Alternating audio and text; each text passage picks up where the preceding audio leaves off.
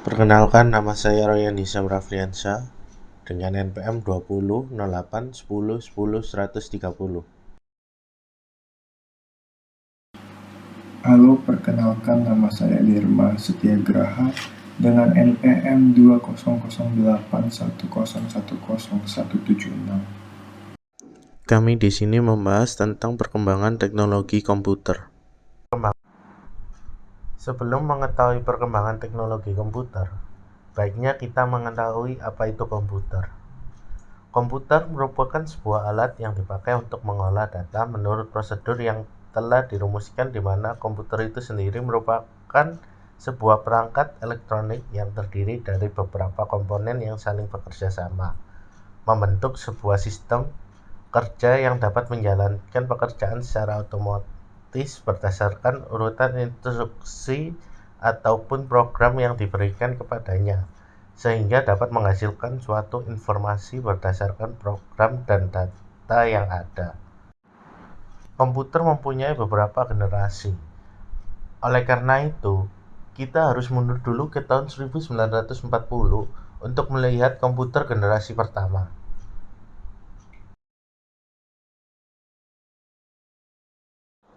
Komputer generasi pertama tahun 1940 sampai 1956.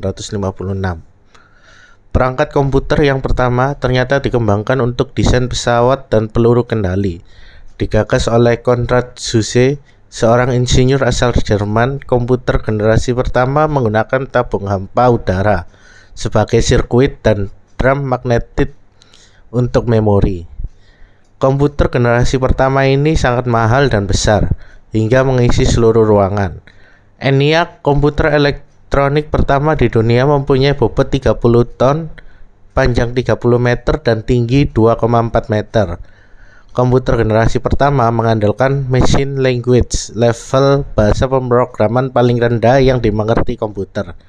Bahasa pemrograman ini hanya bisa menyelesaikan satu perhitungan setiap waktu, serta butuh berhari-hari atau berminggu-minggu untuk menyetel perhitungan baru.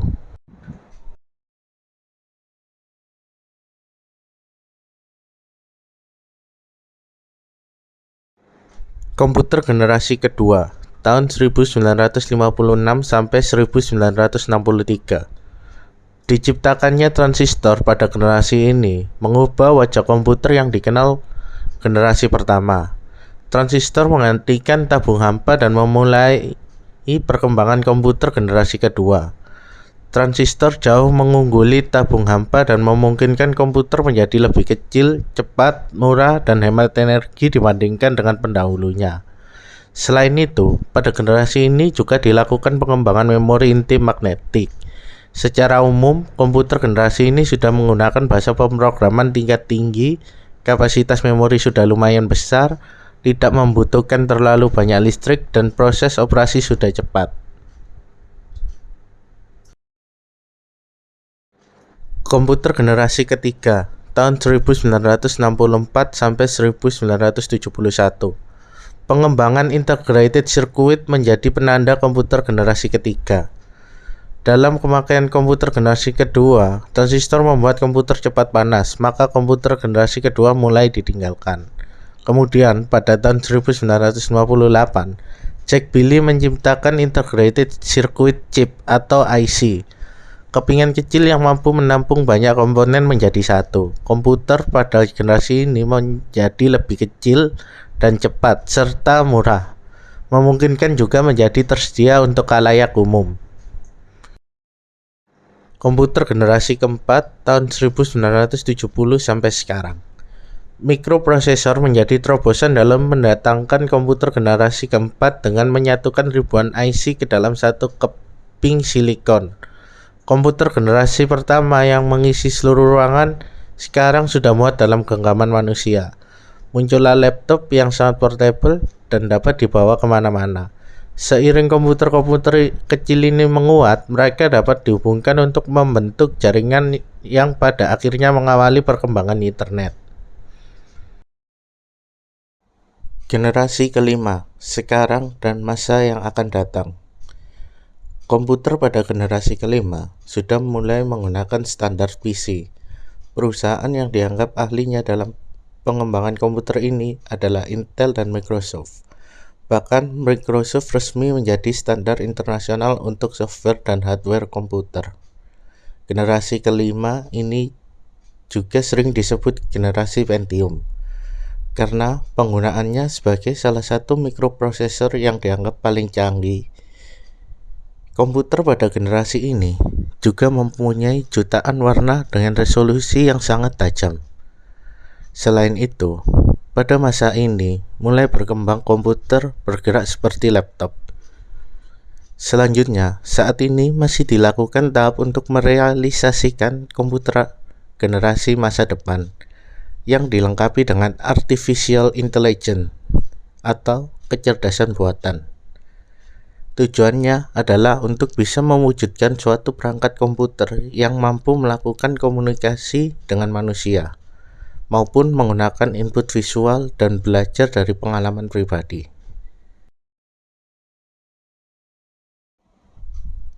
Jadi, awal mula komputer berbentuk tabung vakum besar dan kini sudah berubah menjadi perangkat kecil yang bahkan bisa dibawa kemana-mana.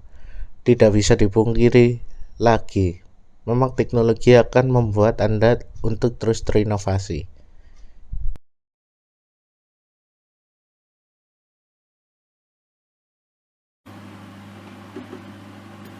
Mikroprosesor adalah sebuah chip IC atau sirkuit terintegrasi yang menggabungkan fungsi inti dari unit pemrosesan pusat CPU pada komputer. Chip IC yang dalam bahasa Inggris ditulis dengan mikroprosesor ini merupakan perangkat multiguna yang dapat diprogram untuk menerima data digital sebagai input, memprosesnya sesuai dengan instruksi yang tersimpan dalam memorinya, dan memberikan hasil sebagai output. Mikroprosesor berisi logika kombinasional dan logika digital sekuensial yang beroperasi pada angka dan simbol yang diwakili dalam sistem angka biner. Dalam sebuah IC mikroprosesor terdapat ALU, Unit Control Register, sistem bus dan jam untuk melakukan tugas komputasi. Mikroprosesor dapat dikatakan sebagai otak dari semua komputer, baik komputer tersebut berbentuk laptop, desktop, maupun server. Diagram blok mikroprosesor pada komputer.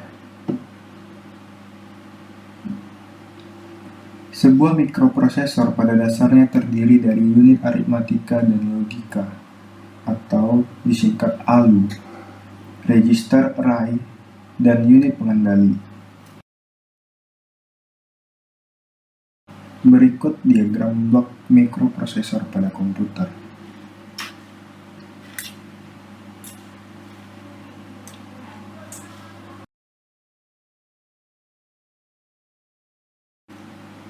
Keunggulan-keunggulan mikroprosesor. Keunggulannya yaitu biayanya rendah, berkecepatan tinggi, ukurannya kecil, serbaguna, konsumsi daya rendah, tidak menghasilkan panas yang berlebih, andal, dan bersifat portable.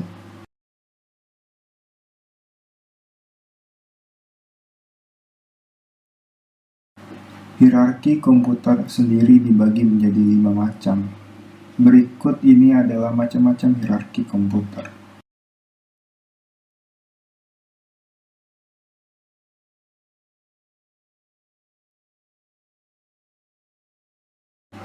Yang pertama, superkomputer. Superkomputer adalah komputer dengan kinerja tingkat tinggi dibanding dengan komputer tujuan umum. Kinerja superkomputer biasanya diukur dalam operasi floating point per second, atau flops, bukan diukur dari juta instruksi per detik atau MIPS. Sejak 2017, ada superkomputer yang dapat melakukan lebih dari 1017 flops. Sejak November 2017, 500 superkomputer tercepat di dunia menjalankan sistem operasi berbasis Linux. Penelitian tambahan sedang dilakukan di Amerika Serikat, Uni Eropa, Taiwan, Jepang, dan Cina untuk membangun superkomputer exascale yang lebih cepat, lebih bertenaga, dan secara teknologi lebih unggul.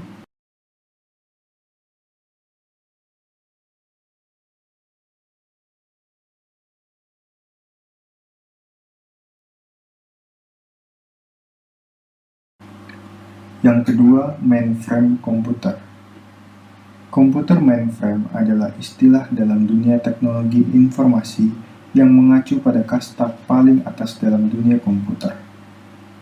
Komputer mainframe terdiri dari banyak komputer yang akan melakukan tugas rumit dengan sangat cepat.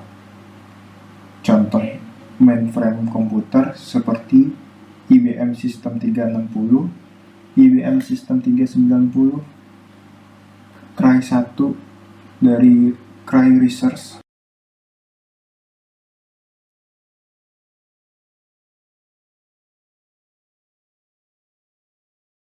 yang ketiga, komputer. Komputer adalah perangkat elektronik yang memanipulasi informasi atau data. Komputer mampu menyimpan, mengambil, dan mengolah data. Anda mungkin telah mengetahui bahwa Anda dapat menggunakan komputer untuk mengetik dokumen, mengirim email, bermain game, dan menjelajah web.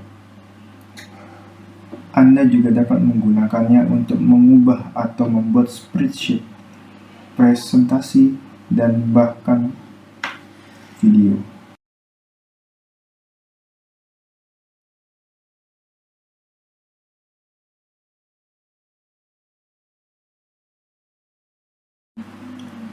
Yang keempat, workstation. Workstation adalah suatu komputer dengan spesifikasi tinggi yang fungsinya digunakan untuk keperluan pekerjaan, seperti perhitungan ilmiah, teknik, dan menghubungkan komputer satu dengan lainnya, atau terhubung dengan komputer server. Workstation umumnya memiliki dukungan yang lengkap untuk keperluan semua pekerjaan dan tugas yang dilakukan. Workstation biasanya digunakan untuk keperluan desain grafis, pengelolaan grafis, manajemen data, militer, dan rendering.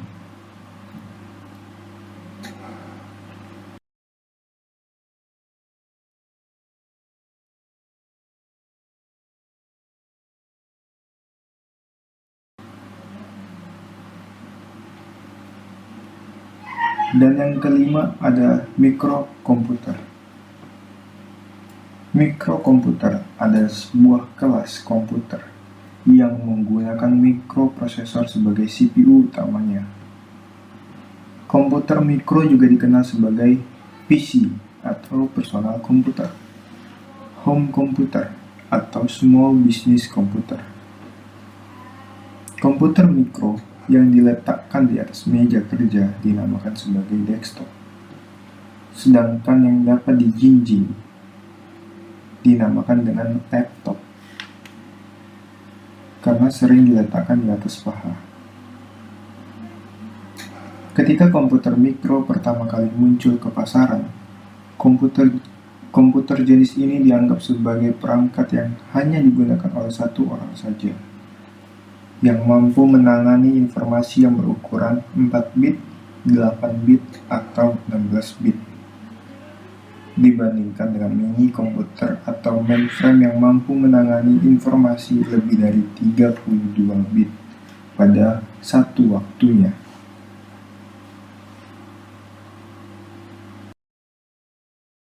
Terima kasih telah menonton video ini. Jika ada salah kata, mohon dimaafkan.